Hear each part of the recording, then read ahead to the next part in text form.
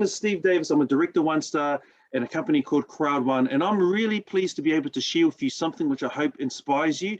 If you find one thing within the 30 minutes or hour or so of any day that inspires you, you know what? That means you're a better person for it. You're going to grow a little bit more, and that's going to change yourself and make you grow and become a bit more whole, which is awesome. Now, if you see in front of you, you're going to see that I put down conquering self, then a city is greater. What does that mean? Because you probably go, oh, wow, I thought, you know, if you conquer a city, that's pretty amazing. Yeah, it is. But you know what? It's based on the great book, and it says this, and I'm going to focus on the second part of this particular verse from a book called Proverbs. And it says here, one who is slow to anger is better than the mighty, and one who rules his spirit than he who takes a city. There's other sayings that says that one who rules their spirit or who they are is greater than who takes a city, as well as the slow to anger. So that's amazing, right?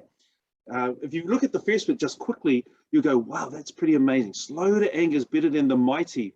Yeah, that's right, because how many terrible words have come out of someone of our anger? Let's take our responsibility for our anger. And how much can a life be changed by a person who rules their spirit? Well, you know, a person or persons who have ruled their spirit over the ages have changed the world, right? Person who's been able to discipline themselves to not give up after 1,000 attempts has created great foods or yummy foods like KFC, has created such great inventions as the light bulb. You know, persons who didn't give up 1,000 times. And maybe you can recognize moments in your life where you go, you know what? Where I've had victory in my fitness, I feel massively amazing for it. Where I've had victory in my self-image, wow, how much have I been able to hold my head up and go and present and share that experience or my growth with other people and inspire them.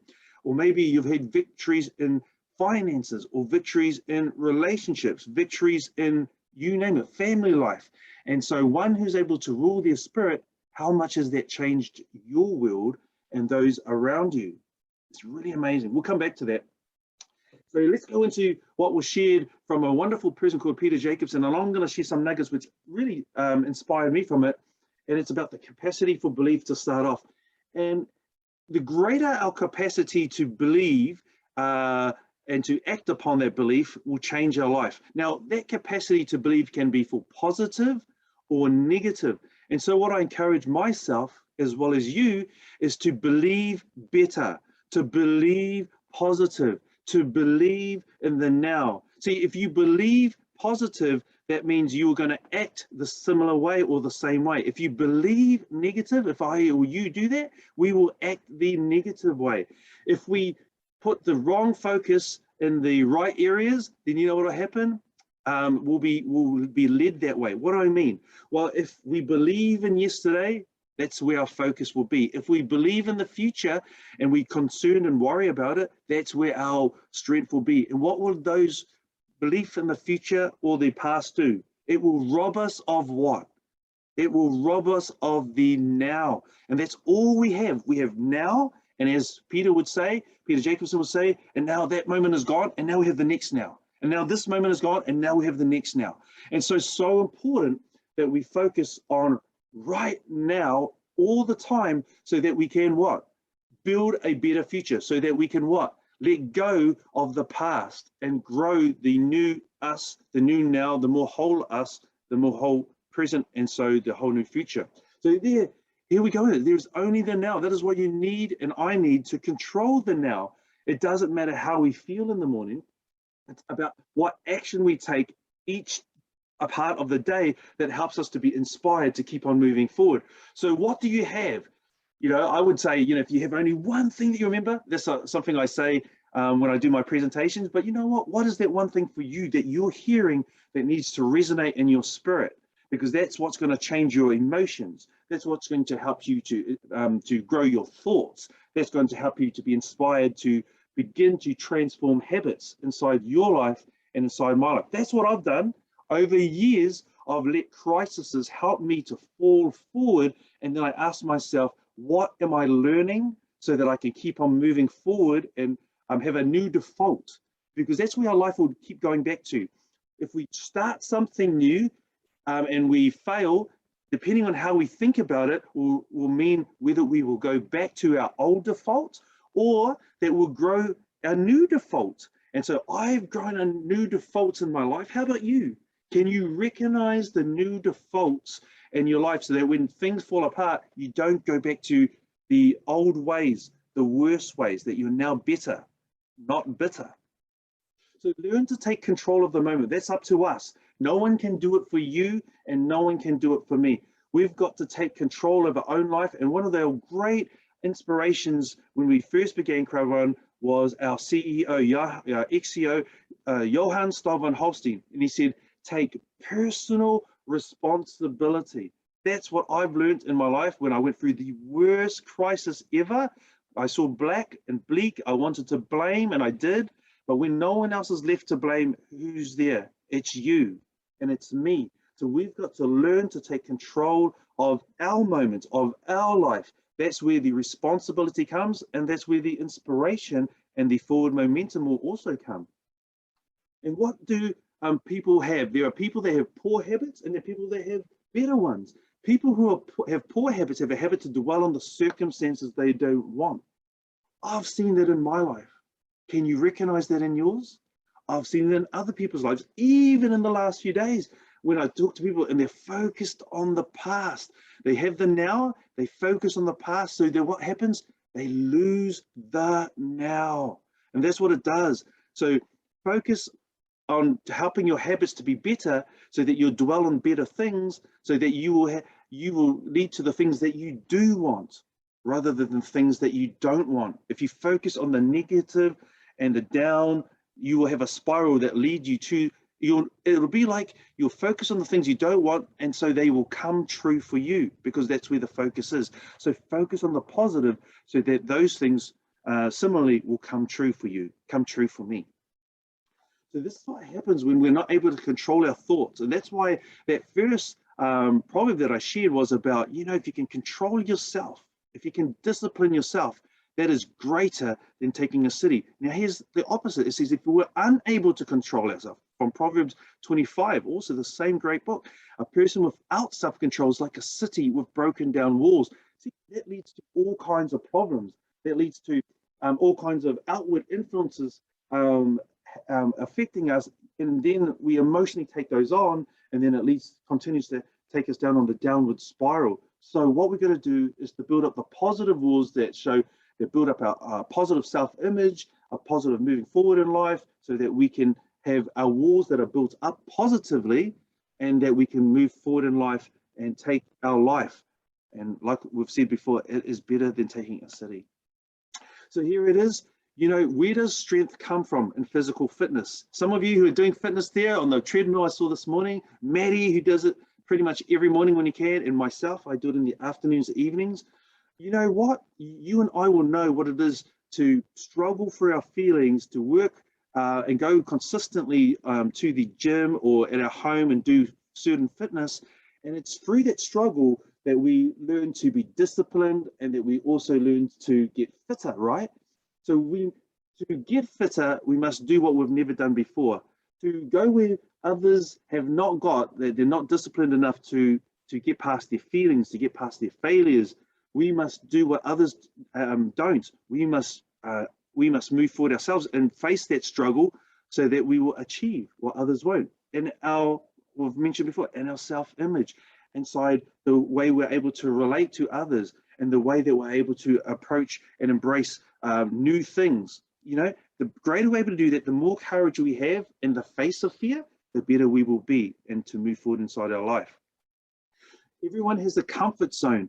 See, it may start off small. See, it's CZ. That's at the innermost part. And the thing that we need to do is to enlarge those comfort zones so that we can change the results. 16 months ago, there was one person inside our Oceania platform, Crowdrun platform, that was presenting. I would just introduce her, Tina Fotu, and then one day she turned around, she said, Stephen, we're growing, this is growing so fast, and this is so much for me, can you present? And I went, oh my gosh, freaked out. Oh no, I can't. I don't even know some of the words that you're saying. I don't even understand. So I said, why don't we break it down? Because I'm going to tell you when we get to the question time, which you answer, I'm going to be adrenalized and my brain won't think. So that's what we did. We changed it. She did the questions. I did the script. She sent me the script and I did the slides and she did as best as I could from her written script. And I didn't understand. I had to look up after that. What does this word mean? I didn't even know what a unicorn was, except that it was a horse with a horn. But that's not what we were talking about. So you know what? But through doing that, my comfort zone grew so that I was able to be in a short amount of time comfortable presenting. Look at me now. I have now done so many things. I'm presenting on YouTube. I'm presenting to you training. I'm able to be confident and live in front of an audience as well as in front of a presentation. So that's because I kept stretching myself, feeling the fear and reaching out to my sports and growing. And that'll have the same for you in every single area. The longer that we stay in our comfort zone, the longer it takes for us to have different changes, and so therefore consequently results inside our life. So I encourage you to stretch yourself, to move forward past fear so that you can have the transformation and the change. There is not I do it later. And as Peter would say, is that, you know, do it later means perhaps not happening at all. So what are we focusing on is to do it now, to try now so that you can have change now. And if you focus on making a transformation today or this hour, this evening, this afternoon, this morning, change will begin to happen for you this morning, this afternoon, this evening. So 20 years from now, as we come to a close of this particular part of our hour today, 20 years from now, you will be more disappointed by what? By the things you didn't do than by the ones you did do. Think about this. And so they talk about a ship or a boat or a yacht. So throw off the bow lines, sail away from the safe harbor and catch the winds in your sail. Because a boat, a ship, you know, is not meant to be built and left in a harbor. It's built to sail on the oceans of the world. And our lives are very, very similar. We were not built to be locked down in COVID. You know what that feels like in your own home, but sometimes we will live, most people, I'm going to say this, most people will live their lives like COVID. They just don't recognize it. And so they will wake up and then go to sleep day after day, week after week, month after month, year, decade, in their lifetime, and live their life on automatic. And that is why when we live our life on automatic, live it safe in the harbor, that we or others will come to their life and have these regrets. And what do people think about at the end of their life? They realize that they lived their life on automatic. They realize that they didn't do what they could do during the season that they were able to. And what did they see? I wish that I had spent more times with my loved one or loved ones. I wish that I had made more of my life and had experiences that I could have done during the young season of my life, during the medium season of my life, during the spring, summer, autumn, and winter of my life, when I could have done what I could have done. And now here I am at the end of my life, at, you know, perhaps at death's door, and what have I done? Where have I gone? Where has all the time gone? Well, the time has gone like it's done for everyone. It's kept on ticking, regardless of whether you've decided to do something or not do something. It's ticked on whether you've been up or you've been down. It's ticked on indifferently to whatever we've thought, whatever we've felt, and whatever we've done or not done. And so it's so important to make the most of now, because there's no guarantee of the future. And it's no use driving your life looking backwards, because that's all your life will end up is backwards and not going anywhere fast. So as we finish with this one here, conquering yourself, conquering myself is the way to move forward in life. It is the greatest way. We can watch things on TV, we can see wars, battles, we can see the Olympics, which have just finished, and we can see amazing feats being done, amazing peace being had by countries having victory over